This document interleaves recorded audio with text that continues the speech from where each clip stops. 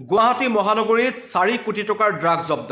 গুৱাহাটীৰ ISBTত এখন ৰখাই থোৱা বাছৰ পৰা 35টা পেকেটত 455 গ্ৰাম হেৰইন জব্দ কৰিছে আৰু সেই হেৰইনখিনিৰ মূল্য হৈছে 4 কোটি টকা। লগতে STFৰ দলটোৱে অভিযান চলাই এই ড্ৰাগছখিনি লৈ অনা 4জন সৰবৰাহকাৰীকো আটক কৰিছে। নাম হৈছে চাহাবুদ্দিন, ছফিউৰ ৰহমান, জিয়াউৰ ৰহমান আৰু উত্তম নাথ।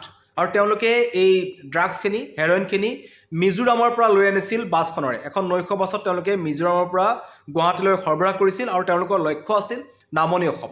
নামনি অসমৰ এজন জিয়াউৰ ৰহমান বুলি যিজনৰ নাম ক'লোঁ, এই জিয়াউৰ ৰহমানৰ হাতত তেওঁলোকে ড্ৰাগছখিনি গতাই দিয়াৰ কথা পৰিকল্পনা কৰিছিল আৰু সেইখিনি তেওঁলোকে নি পেলাই নামনি অসমত বিলাই দিলেহেঁতেন। ভয়ংকৰ এটা তথ্য STFৰ অভিযানত উদ্ধাৰ হ'ল। মিজোৰামৰ পৰা দীৰ্ঘদিন ধৰি এইদৰে কেৱল মিজোৰামেই নহয়, উত্তৰ পূৰ্বাঞ্চলৰ বিভিন্ন প্ৰান্তৰ পৰা গুৱাহাটীলৈ ড্ৰাগছ সৰবৰাহ হৈয়ে থাকে আৰু আৰক্ষীয়ে যিমানেই তদন্ত কৰিছে বা অভিযান চলাইছে, কিন্তু তাৰ মাজতো একাংশ সৰবৰাহকাৰীয়ে নিতৌ নতুন নতুন কৌশল অৱলম্বন কৰি এইদৰে গুৱাহাটী মহানগৰীলৈ কিন্তু ড্ৰাগছ আনিয়ে আছে। এইবাৰ ধৰা পৰিল 4 কোটি টকাৰ ড্ৰাগছ আৰু এই 4টা যি সৰবৰাহকাৰী আছে সেইকেইটাক এতিয়া STFে জেৰা চলাই আছে।